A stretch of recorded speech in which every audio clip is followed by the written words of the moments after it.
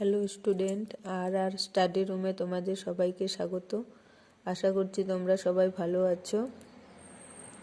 তোমরা যারা 2027 সালে মাধ্যমিক পরীক্ষা দেবে, আমি তাদের জন্য ভূগোল বিষয়ের কিছু সমাধান নিয়ে এসেছি প্রশ্নবিচিত্রা থেকে প্রথম পর্যায়ক্রমিক মূল্যায়নের জন্য।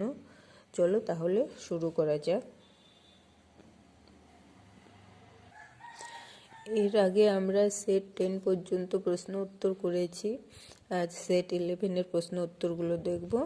চলো দেখে নাও। 1 নম্বরে কি আছে? সঠিক উত্তরটি নির্বাচন করো। ভূপৃষ্ঠে সর্বাধিক প্রভাব বিস্তারকারী বহির্জাত শক্তি হল নদী প্রবাহ। 2, সমভূমি অঞ্চলে নদী উপত্যকায় সৃষ্টি হয় স্বাভাবিক বাঁধ। 3, হিমশিরির অবনত অংশে জল জমে সৃষ্ট হ্রদকে বলে প্যাটার্নাস্টা হ্রদ। 4, মাশরুম রক নামে পরিচিত গৌড়।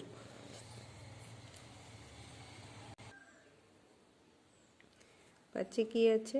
কর্ণাটক মালভূমির ঢেউ খেলানো ভূভাগকে বলা হয় মালনাদ। 6, ভারতের একটি পশ্চিম বাহিনী নদীর উদাহরণ হলো নর্মদা। 7, ধৌত প্রক্রিয়া বা লিচিং পদ্ধতি দেখা যায় ল্যাটেরাইট মাটিতে। 8, ভারতের বদ্বীপীয় লবণাত্মক মৃত্তিকায় জন্মায় ম্যানগ্রোভ উদ্ভিদ। এরপরে আছে শুদ্ধ অশুদ্ধ। এই প্রশ্নের উত্তরগুলো আমি খাতায় করে রেখেছি, তোমরা দেখে নাও। 1 নম্বরে আছে শুদ্ধ অশুদ্ধ। মোহনায় নদী খরস্রোতা হয়ে সমুদ্রের সঙ্গে মিশলে তা বদ্বীপ গঠনের অনুকূল পরিবেশ তৈরি করে। এটা হবে অশুদ্ধ। সঠিক উত্তর হবে প্রতিকূল পরিবেশ তৈরি করে।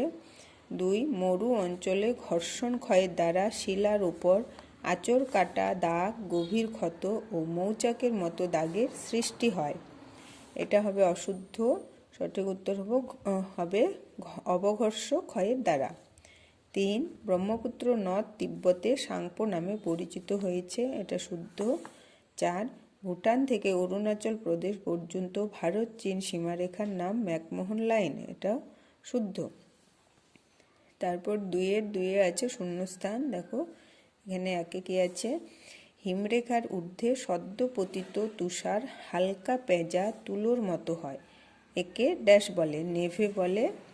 2, ড্যাশ বালিয়াড়ির 2 কিনারায় অর্ধচন্দ্রাকার 2টি শিংয়ের মতো শিরা থাকে। এটা হবে বারখান বালিয়াড়ি। 3, ভারতে পশ্চিমী ঝঞ্ঝা দেখা যায় ড্যাশ ঋতুতে। এটা হবে শীত ঋতুতে। 4, প্রায় ড্যাশটি ছোট বড় দ্বীপ নিয়ে গড়ে উঠেছে আন্দামান ও নিকোবর দ্বীপপুঞ্জ। এটা হবে 265টি। আজ তাহলে এই পর্যন্তই। দেখা হচ্ছে পরের ভিডিওয়। তোমরা সবাই ভালো থাকবে।